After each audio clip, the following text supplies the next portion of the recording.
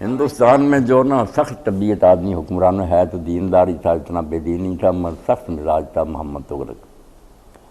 وہ سلطنت کا دورہ کر کے پانی پت پہنچا تو وہاں سب لوگ ملاقات کے لیے آئے۔ ایک عالم دین سے ان کا مدرسہ تھا، بوڑھے تھے 80 سال کے، وہ نہیں ملنے آئے۔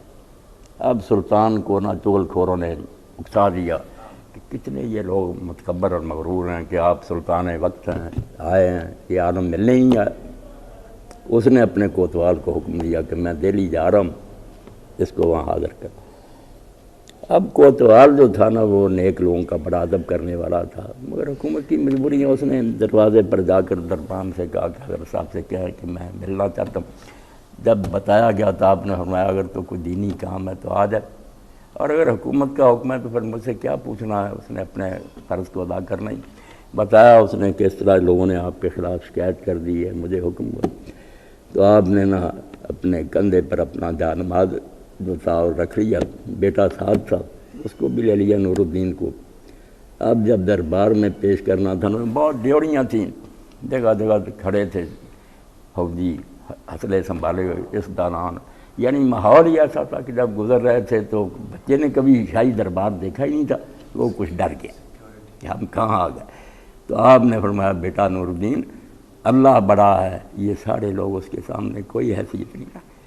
اللہ اکبر کا کلمہ اس وقت بیٹے کو سمجھا کہ بیٹا یہ پتلیاں ہیں، اللہ نے چاہ رہا یہ کچھ نہیں کر سکتے، ہوگا وہی جو اللہ کے حکم سے ہوگا۔ جب لے گئے انہوں نے جا کرنا السلام علیکم کا ہاتھ ملایا۔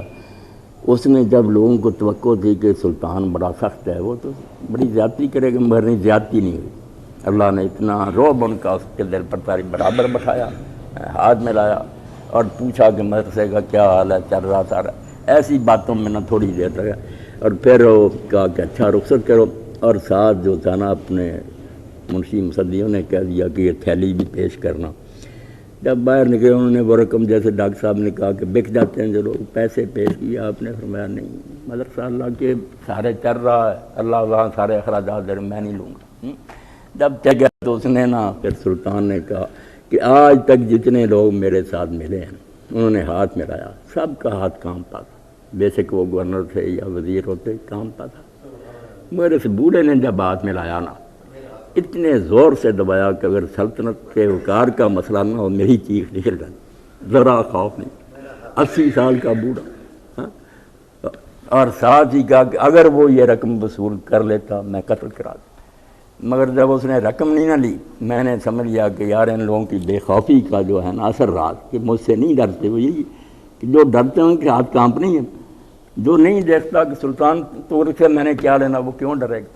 تو واقعی اللہ کے بندے جن کو اللہ ان کے اس کام کے لیے چنتا ہے وہ برگزیدہ لوگ ہوتے ہیں، ان کو حوصلے خدا دیتا ہے، ہماری طرح کی ہوتے ہیں مگر اندر دل ان کے بہت قوی ہو۔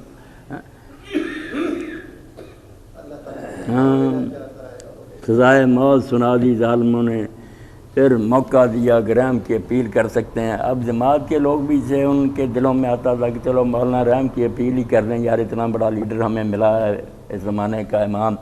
تو مولانا سے کہا، انہوں نے کہا نہیں یار میرے مجھ سے نیکی کوئی ہو نہیں سکی، ایک شہادت نصیب ہو رہی ہے، یہ بھی میں ضائع کر دوں، یہ نہیں ہوگا، بڑی مشکل سے ہی اللہ نے مجھے نصیب کیا، میں کیوں یہ موقع کھوں۔ تو موت کے فیصلے یہاں نہیں ہوتے، آسمان پر ہوتے ہیں، اگر ہو چکا تو میری رحم کی اپیلیں کیا کریں گی، اور اگر نہیں ہوا تو یہ الٹے بھی لٹک جائے، میرا کچھ نہیں بگاڑ سکتا۔ اب ناخلف لوگوں نے، ہم نے ان کا تحریک کا بیڑا غرق کر دیا نا، ورنہ ایسی تحریکیں برپا ہوتی نہ ایسے لیڈر روز روز امت کو نصیب ہوتے۔